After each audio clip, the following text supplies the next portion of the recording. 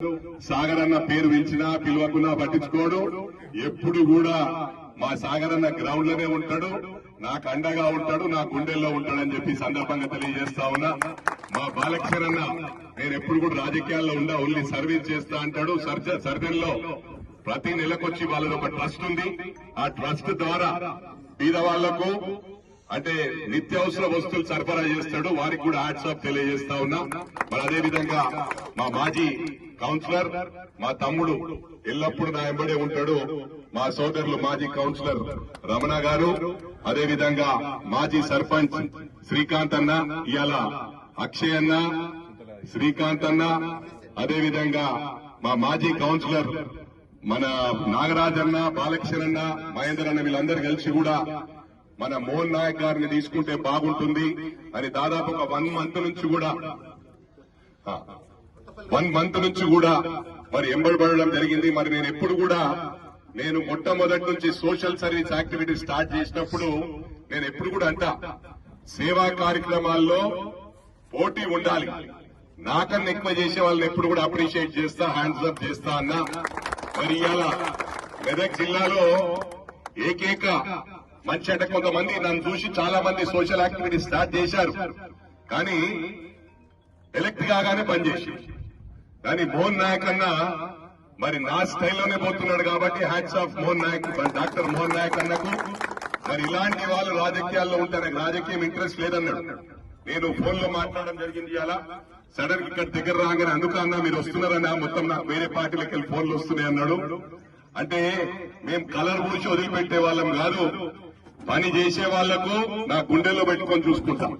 ఇవాళ నా ఎంబడున్నారంటే కూడా ఎవరైతే నన్ను నచ్చిన వాళ్ళు నా ఎంబడున్నారు. కొంతమంది బస్ ఎక్కుతుంటారు, కొంతమంది బస్ దిగుతుంటారు. ఆ బస్ దిగే వాళ్ళ గురించి కాదు, మంచి వాళ్ళు బస్ లో ఉండిపోయినరు, హ్యాట్స్ ఆఫ్. అలాంటి వాళ్ళను కాపాడుకుంటాను నేను, మాటల్లో చేతల్లో చూపిస్తానని చెప్పి సందర్భంగా మనం చేస్తా ఉన్నాం. మరి కొన్ని ముఖ్యంగా గమనించాలా, నేను ఇవాళ ఇప్పుడు కూడా ఛాలెంజ్ చేస్తున్నా. ఇక్కడ మా కొడుకును ఎమ్మెల్యే గెలిపించినందుకు నేను మెదక్ ప్రజలను ఇప్పుడు కాదు, నేను మల్కాజ్గిరిలో ప్రతి మీటింగ్ లో మెదక్ ను గుర్తు చేస్తా. రాజకీయ భిక్ష పెట్టిందే మెదక్ నియోజకవర్గం, రామాయంపేట నియోజకవర్గం అని. ఈ 2 కాన్స్టిట్యున్సీలను ఎప్పుడు కూడా ఇవాళ రామాయంపేట కాన్స్టిట్యున్సీలో షేగుంట, వెల్దుర్తి, కొల్చారం విడిపోయినా వాళ్ళందరితో టచ్ లో ఉంటాం, వాళ్ళతో అదే సంబంధాలు మెయింటైన్ చేసి. ఎందుకంటే మొట్టమొదలు రాజకీయ భిక్ష పెట్టిందే ఈ రామాయంపేట నియోజకవర్గం. నేను నా గుండెల్లో పెట్టుకొని చూసుకుంటా. ఒకటి గుర్తు చేసుకోవాలా, ఇవాళ రాష్ట్రంలో ఇక్కడనే కాదు, రాష్ట్రం తెలంగాణ రాష్ట్రంలో ఛాలెంజ్ చేస్తున్నా. సొంత డబ్బులు పెట్టి నేను నా స్నేహితుల సపోర్ట్ తోని, వాళ్ళ సపోర్ట్ తోని, నా చుట్టాల సపోర్ట్ తోని నేను చేసిన కార్యక్రమాలు ఎవరైనా రాష్ట్రంలో చేసినట్టుంటే రాజకీయాలు వదిలిపెడతాడు. ఇటుగానే డబ్బా కొట్టుకోవడం కాదు. నేను ఎప్పుడు కూడా పెద్ద లెవెల్లో 5 లక్షలు ఇచ్చిన రోజులున్నాయి, 10 లక్షలు ఇచ్చిన రోజులున్నాయి హాస్పిటళ్లకు. మరి నేను ఎప్పుడు కూడా తినిపించి తాగిపోయడం టోటల్ అగెన్స్ట్. మా కొడుకు ఎన్నికలకు ముందు కొంచెం దారి తప్పిండు, అన్ని ఖర్చు పెట్టిండు, బాగా ఎక్కువ పెట్టిండు. నేను ఇన్ని డబ్బులు ఎప్పుడు పెట్టలే, మినిమం డబ్బులతోనే ప్రజలు నాకు ఓట్లేసిరని ఒట్టేసుకొని చెప్తున్నా. 5 ఏళ్లు మేము సర్వీస్ చేస్తాం, ఎన్నికల్లో మాత్రం నేను బూత్లకు కూడా సరిగ్గా పైసలు ఇయ్య. ఈసారి బూత్లకు కూడా ప్రమాణంగా ఇచ్చిండ్రు. అవి ఎంత ఇచ్చిండ్రో డబ్బులు చెప్తే బాగుండదు, అది ఆఫ్ ద రికార్డ్ చెప్తా ఉన్నా. ఏదైనా కూడా నేను మినిమం డబ్బులతోని ఎలక్షన్స్ 30 లక్షలు పెట్టాలంటే 15 లక్షలతోనే గెలిచిన నేను రామాయంపేటలో, మెదక్ లో, ఇక్కడ షరాబ్ యాదగిరి గాని, సుప్రభాత్ గాని, వేరే పార్టీలు ఉన్న వాళ్ళకు కూడా తెలిసిన డబ్బులు ఖర్చు పెట్టలే ఎలక్షన్స్ లో. ఎలక్షన్స్ అయిపోయినాక 5 సంవత్సరాలు ప్రజలకు ఎప్పుడు అందుబాటులో ఉంటాయి, ఎప్పుడు ఏది అవసరం ఉంటే చనిపోయిన వాళ్లకు, హాస్పిటల్ ఉన్న వాళ్లకు, స్కూళ్లకు ఇలాంటి కార్యక్రమాలు చేస్తూనే ఉంటా. మళ్ళీ రోహిత్ గెలిచినాక కూడా ఇక్కడ ఆపలే, ఎన్నో బోర్లు వేయించిన, ప్రమాణపూర్వకంగా చెప్తా ఉన్నా, ఆపలే. ఎవరికేది హాస్పిటల్ ఉన్నా హెల్ప్ చేస్తూనే ఉన్నా. నా స్టైల్ అది ఉంటది. చెప్పేవాళ్ళు మనం ఏం పోయింది ఏమైనా మాట్లాడొచ్చు, నరం లేని నాలుగే. ఈ నరం లేని నాలుగేకు ఏదైనా విమర్శించవచ్చు, ఛాలెంజ్ చేసి రమ్మనండి. నేను ఎక్కడికైనా చర్చకు రెడీ. రాష్ట్రంలో ఏ నాయకులైనా మాట్లాడేటోళ్ళు చాలా మంది ఉన్నారు అన్ని పార్టీలలో, రమ్మనండి. నాకన్నా ₹1 ఎక్కువ ఖర్చు పెట్టినా, ఎక్కువ సర్వీస్ చేసినా, ఇవాళ ఏ గ్రామానికి పోయినా నా మినిమం కొన్ని గ్రామాలలో 16 బోర్లు కూడా ఉన్నాయి, 16 మోటార్లు ఉన్నాయి. గుళ్ళకిచ్చిన, చర్చ్లకిచ్చిన, మస్జిద్లకిచ్చిన, తల్లిదండ్రులు లేని పిల్లలకిచ్చిన, హాస్పిటల్కి ఇచ్చిన. మరి నేను చేసిన కార్యక్రమాలు ఏంటంటే తెలియని వాళ్ళకి ఏంటంటే ఓన్లీ ప్లేట్లు గ్లాసులు ఇచ్చిన అని తప్పు. క్రికెట్ కిట్లు 1000 క్రికెట్ కిట్లు ఇచ్చిన.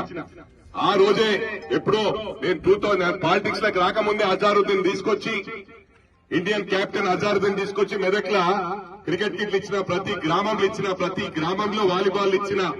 అంటే ఒక్కొక్కటి దాదాపు 10 లారీల అండాలు తాండాలు ఇచ్చిన.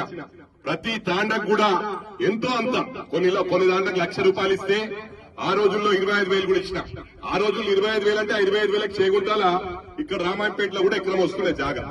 ఇవన్నీ కూడా నేను ఎందుకు చెప్తా ఉన్నానంటే లేని వాళ్ళు ఏదో పనికిరాని మాట్లాడుతుంటారు. మాట్లాడేదానికి ఎప్పుడు కూడా జవాబిస్తా. ముందు ఫేస్ టు ఫేస్ రండి, 100% నేను మాట్లాడతా. కానీ మాటల్లో కాదు, మైనంపల్లి నా కొడుకైనా నేనైనా చేతల్లో చూస్తామని చెప్పి సందర్భంగా తెలియజేస్తా ఉన్నా. మేము మెదక్లో గుండెల్లో పెట్టుకొని చూసుకుంటాం. మా ప్రాపర్టీలు అనిపోయినా పర్లే కానీ మెదక్ ప్రజలను కాపాడుకుంటాం. ఒక సిస్టమేటిక్ వేలో, యూనిఫామ్ వేలో చేయాలని తప్ప ఇంకొకటి కాదు. ఇవాళ మెదక్ ఎమ్మెల్యే అయిన తర్వాత ఎన్ని వేల కోట్లు చేస్తామో చెప్పమంటే చెప్తా. అన్ని తాండలల్లా 10 సంవత్సరాల నుంచి రోడ్లేలే. ఇలా తాండాలు రోడ్లైనా లేదా వాస్తవమా కాదా? ఇక్కడ నా కుటుంబ సభ్యులు, తాండా సభ్యులు, చర్చర్ల తాండా కుటుంబ సభ్యులు ఉన్నారు. రోడ్లు అయినా లేవాయినా?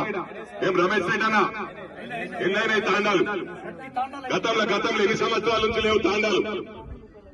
ప్రతి తాండాకు 30 లక్షలు ఇచ్చినాము, రోడ్లు చేసినాము. ఏడుపాయల దుర్గమ్మను ఏ గౌరవ ముఖ్యమంత్రి కూడా విజిట్ చేయలే.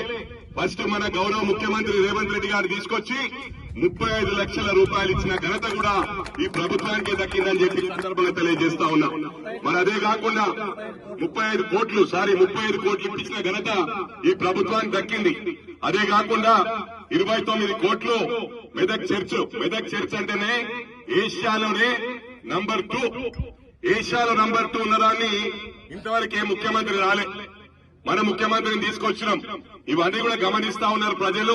ఇవి కాకుండా 1000 కోట్ల పనిచేసినాం. ఈ చేతగానులం కాదు. అవన్నీ చెప్పుకుంటూ పోతే మా కొడుకు ఆల్రెడీ చెప్పిండు. ఇంటిగ్రేటెడ్ స్కూల్ గురించి చెప్పిండు, సెంట్రల్ మెడికల్ లైబ్రరీ, అదే విధంగా ఎలక్ట్రికల్ స్టోర్ లేకుండా మన దగ్గర. ఎలక్ట్రికల్ స్టోర్ కంటే సంగారెడ్డికి వాళ్ళ చిన్న సామాన్ కూడా ఇవాళ ఎలక్ట్రికల్ స్టోర్ కూడా మెదకు తెచ్చినాం. వీళ్ళేం తెచ్చిర్రు? మన ఉన్నాయి దిక్కపోయింది. హరీష్ రావు నరుకుతా ఉంటాడు. నరుకుడు ఎప్పుడు మన రోజులు ఉన్నాయి. మీరు బాగా నరుకుతారు. అవసరం ఉన్నప్పుడు ఆంధ్ర వాళ్ళని వాడుకోవాలా, అవసరం కాగానే బట్టలు ఇప్పేయాలి. ఆంధ్రులతో దోస్తాన్ చేసిందే వీరు. మాకేందంటే ఆంధ్ర, తెలంగాణ, హిందూ, ముస్లిం, క్రిస్టియన్ అని ఫీలింగ్ ఉండదు. నాకు కులం ఫీలింగ్ లేదు, కులంలో మెంబర్షిప్ లేదు. ఇది ప్రమాణపూర్వకంగా చెప్తున్నా. మీ అందరికీ నేను విజ్ఞప్తి చేస్తా ఉన్నా. ఇవాళ కొంతమంది కులాల పేరుగా విడదీసే ప్రయత్నం చేస్తారు, మతాల పేరుగా విడగొట్టే ప్రయత్నం చేస్తారు.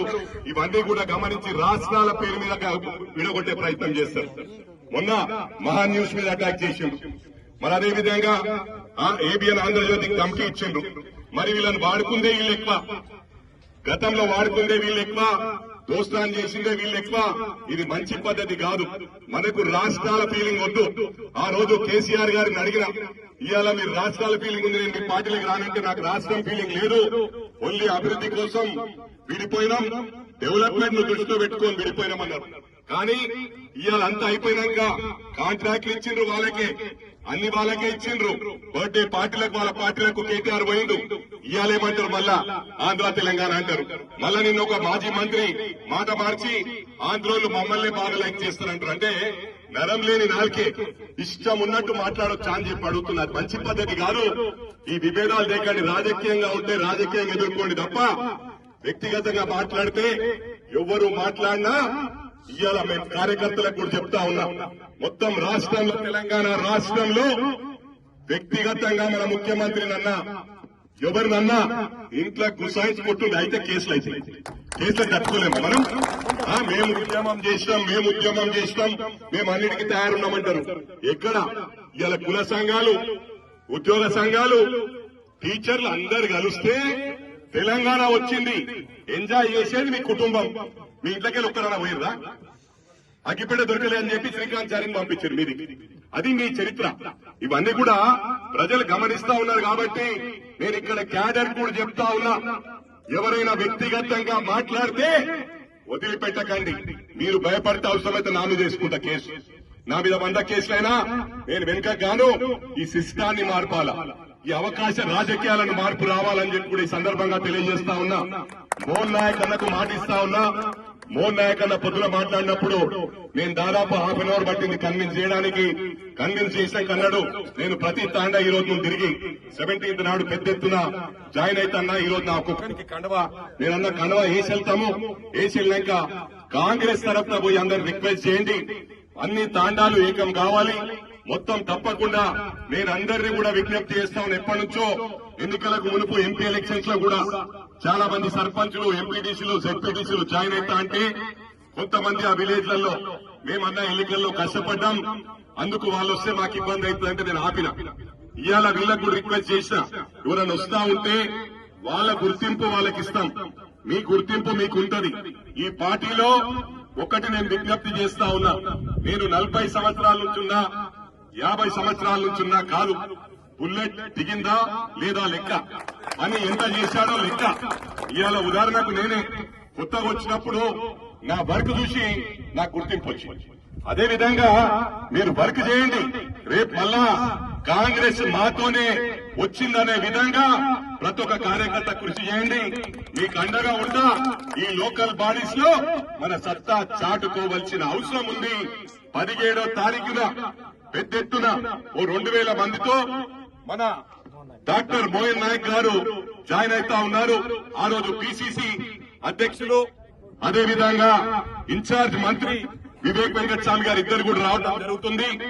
దాదాపు చాలా మంది సర్పంచులు, ఎంపీటీసీలు, మాజీ ఎంపీటీసీలు, మాజీ సర్పంచులు పెద్ద ఎత్తున ఆ రోజు జాయిన్ కాబోతా ఉన్నారు.